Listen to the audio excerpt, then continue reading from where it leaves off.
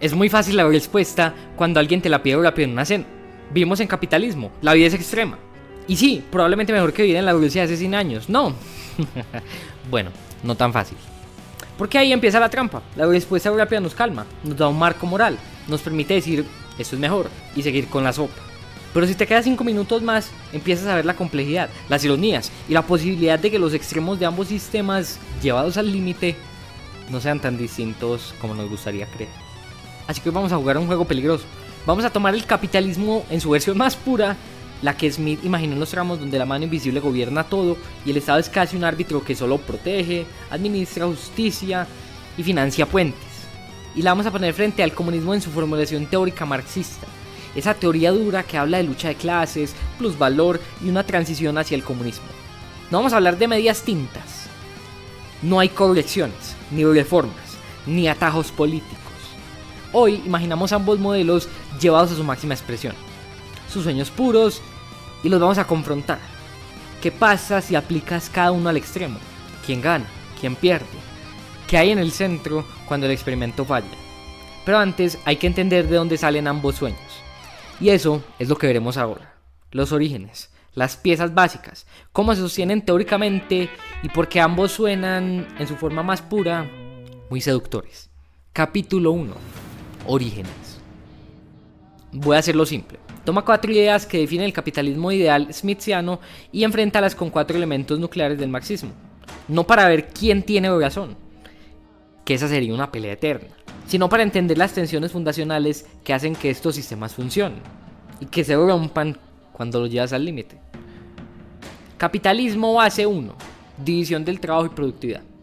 Adam Smith observó algo casi obvio. Si divides una tarea en pedazos más pequeños y la especializas, la gente se vuelve extremadamente eficiente. El ejemplo clásico es la fábrica de alfileres. Un obrero que hace todo el pincho produce muy pocos, pero 10 obreros que hacen una tarea específica producen miles. En el capitalismo extremo, la división del trabajo se maximiza. Cada tarea es minuciosamente optimizada. La automatización y la maquinaria sustituyen a lo repetitivo. Y la productividad se dispara. Empresas gigantescas fragmentan el trabajo y crean cadenas globales de valor. Alguien fabrica un chip en Taipei, otro lo ensambla en Shenzhen, otro diseña el software en Silicon Valley y el paquete llega a tu casa en 48 horas. Promesa, abundancia, bienes más baratos, mayor variedad, crecimiento infinito. Riesgo extremo, deshumanización del trabajo, precariedad, pérdida de habilidades generalistas y concentraciones del poder en corporaciones que controlan la cadena completa. Cuando lo llevas al extremo, el trabajador es apenas un engranaje intercambiable. Wartime. ¿Qué pasa si la máquina decide sustituir al humano por completo? ¿Qué queda del contrato social? Marxismo núcleo 1. Lucha de clases. Materialismo histórico. Marx coloca la lucha de clases en el centro. La historia es la historia de conflictos entre clases sociales, modelada por las condiciones económicas. Los modos de producción, esclavismo, feudalismo, capitalismo, contienen contradicciones que, con el tiempo, explotan en transformaciones revolucionarias. En el comunismo extremo, el objetivo es borrar las clases, colectivizar la propiedad de los medios de producción, abolir la explotación y eliminar la plusvalía que el capital extrae del trabajo. Si lo llevas a su extremo, la idea es que el Estado o la colectividad organiza la producción para el bien común, no para la ganancia. Promesa, igualdad radical, eliminación de la explotación, fin de la alienación del trabajo. Riesgo extremo. Si la eliminación de clases se hace por la fuerza y sin instituciones democráticas de contrapeso, aparece la burocracia estatal que decide qué producir, cómo y para quién. La liberación de la explotación puede transformarse en la sustitución de una élite por otra, la de los burócratas del partido. Capitalismo base 2. Libre mercado y libre comercio.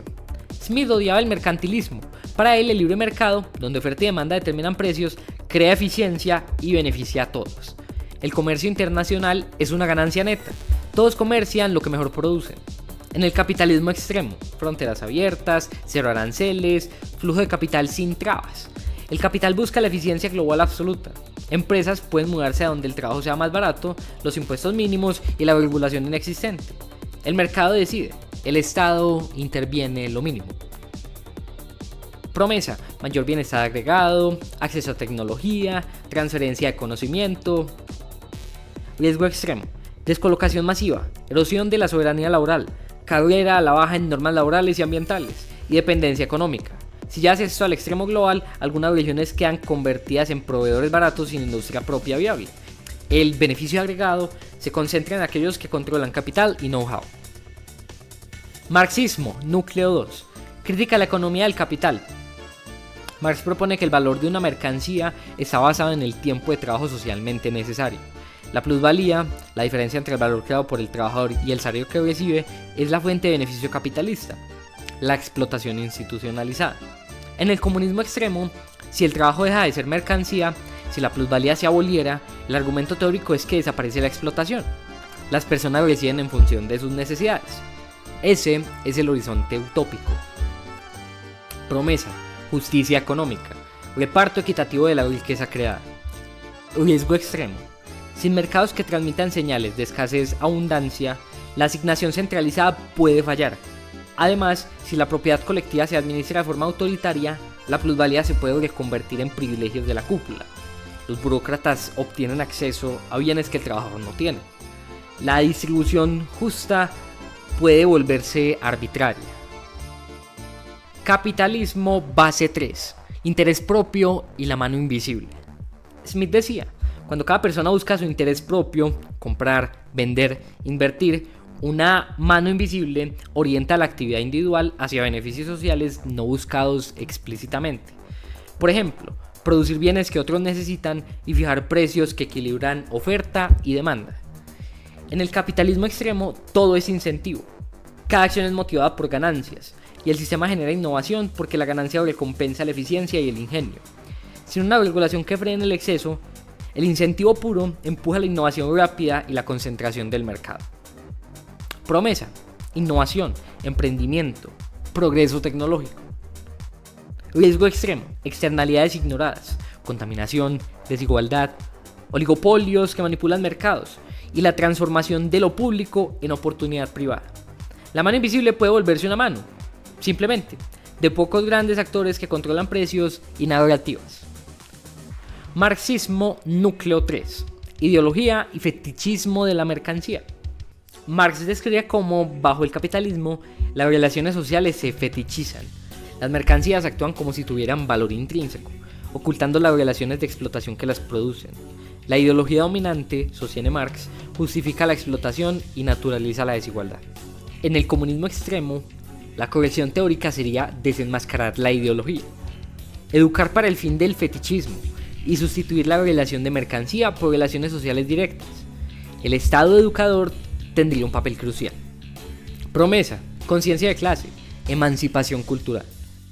Riesgo extremo, burocratización de la cultura, imposición de una ideología oficial que se vuelve dogma, censura a la disidencia cultural y una nueva forma de fetichismo, la del partido. Capitalismo base 4. Papel limitado del gobierno. Smith identificó 3 funciones esenciales del Estado: defensa, justicia e infraestructura de servicios públicos. En su visión, el Estado no debe intervenir en la economía de forma extensiva. En el capitalismo extremo, el Estado se reduce al mínimo. Privatización masiva, casi todo se delega al mercado. Educación, salud, transporte, hasta la seguridad privada puede quedar en manos privadas. Promesa, eficiencia administrativa, menor burocracia, más libertad individual. Riesgo extremo, pérdida de bienes públicos esenciales, profundización de desigualdades, creación de privados que rivalizan con el Estado en poder y mercados que fallan en sectores donde hay bienes públicos o externalidades fuertes. Básicamente la BOC por allá en el 1600 haciéndose dueña de todo un país. Así de la nada. Marxismo núcleo 4. Comunismo como horizonte indefinido. Marx habla del comunismo como una etapa posterior al colapso del capitalismo, sin definir pues mucho cómo sería ese postcapitalismo. El comunismo en su horizonte es la superación de la alienación, la abolición de las clases y la producción para necesidades humanas. En el comunismo extremo, ese horizonte se intenta materializar de forma acelerada. La sociedad es reorganizada para suprimir la propiedad privada. La producción se planifica en función de necesidades y la noción de mercado es abolida o severamente limitada. Promesa, sociedad sin clases, trabajo liberado, fin de la explotación. Riesgo extremo, pérdida de mecanismos para señalizar escasez, crecimiento estancado, innovación reprimida si los incentivos no se diseñan bien, y concentración del poder en las estructuras que administran la planificación. Hemos puesto lado a lado los fundamentos. El capitalismo extremo promete productividad, prosperidad, libertad individual, a costa de desigualdad, externalidades y concentración del poder. El comunismo extremo promete igualdad, abolición de la explotación y justicia, pero corre el riesgo de sustituir mercados por burocracias y convertir la igualdad en uniformidad impuesta. Ahora que entendemos el mapa teórico, en el siguiente bloque vamos a jugar al sueño. Imaginaremos un paraíso capitalista y un paraíso comunista sin restricciones. Un Dreamland donde cada teoría se aplica perfectamente para ver qué seducciones y monstruos surgen en cada lado. Después bajaremos al mundo real, ejemplos históricos, límites, fallos y costos humanos. Capítulo 2. Los Dreamlands. Ya tenemos los planos teóricos, ahora toca jugar al ¿qué pasaría si? Vamos a ver cómo se vería cada sistema si se aplicara sin limitaciones. Un ejercicio peligroso, pero divertido. Dreamland capitalista, la ciudad del mercado perfecto. Imagina una ciudad donde todo, absolutamente todo, funciona bajo la lógica del mercado. No hay ministerio de educación, las escuelas son empresas que compiten por tu matrícula. No hay hospitales públicos. Los hospitales privados ofrecen desde paquetes básicos hasta cirugías premium con servicio de champán. La justicia es un servicio de suscripción mensual. Hasta la policía es contratada por apps, tipo Uber de seguridad. Aquí la productividad es absurda.